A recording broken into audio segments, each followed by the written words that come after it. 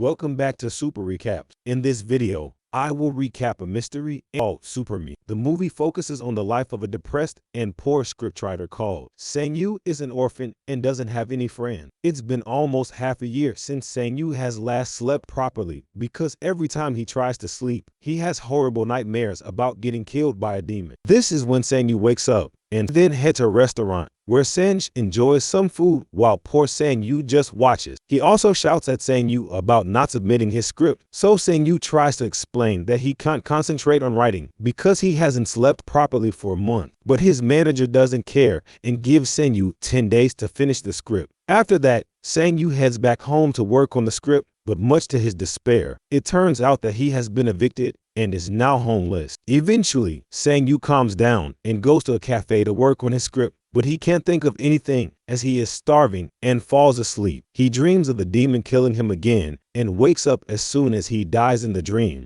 And Sang-yu can't even differentiate between dream and reality anymore, so he goes to the rooftop and texts his manager that he has decided to join his parents in the afterlife. But before he can jump off, the old man stops him by giving him a free crepe. They then sit together on the roof and talk about Sang-yu's dream. Before leaving, the old man advises Sang-yu to say, "I'm dreaming," to wake up from his nightmares. After the old man leaves, Sang-yu watches Hyor from the room for some time.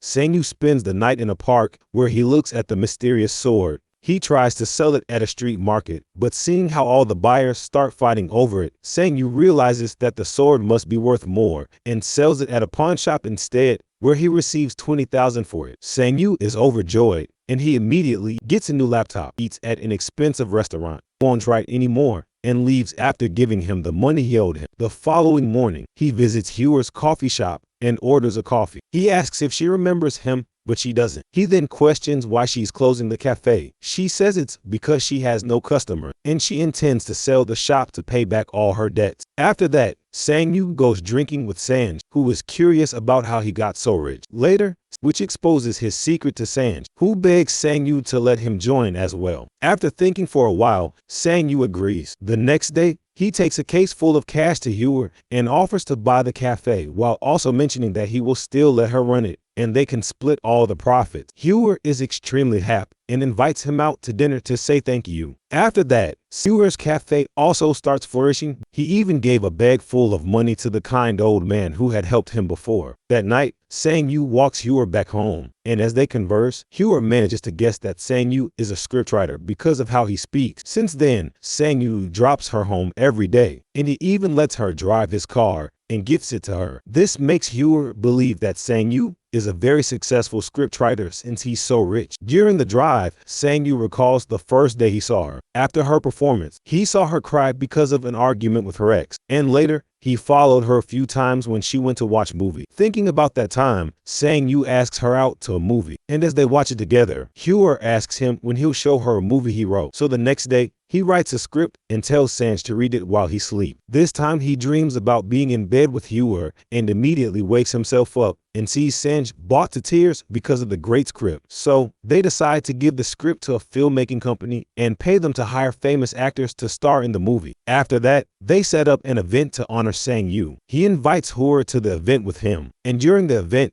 they even show a whole presentation is made up. And it shows that Sang-yu made a lot of famous movies anonymously because he wanted to travel the world first. After some days, Sang-yu has a strange dream of a creepy monk meditating. He tries to steal the monk's gold belt, but his hands start to crumble. Sang-yu remains unbothered. Just when Sang-yu removes the belt, a hooded figure waits for him. Upon closer inspection, Sang-yu realizes that the man is an older version of him. Sang-yu then wakes up and notices a new scar on his shoulder. Panicked, Sang-yu decides to visit the old man to check if he knows anything, but on the way there, he gets kidnapped. They bring him to an abandoned building where the leader of the criminal gang introduces himself as Kyung. He asks Sang-yu to give them 10 million, so Sang-yu calls Sanj and asks him to bring the money. Soon, Sanj arrives with the money, but the gang kidnaps him too after taking the money. They then demand more money from Sang-yu, who has no option but to take the gang to his house and show them his collection of antiques. But at that moment, Hyor arrives at the reception and requests to see him. But when Sang-yu is now working at the cafe, Hyor comes to see him and gets him a new laptop so he can start writing again. Later, Sang-yu goes to meet Sanj and gives him back his money while saying that from now on, he will only write for himself. But surprisingly, Sanj doesn't take his money. Instead, he prefers this peaceful life instead. Once they're done talking,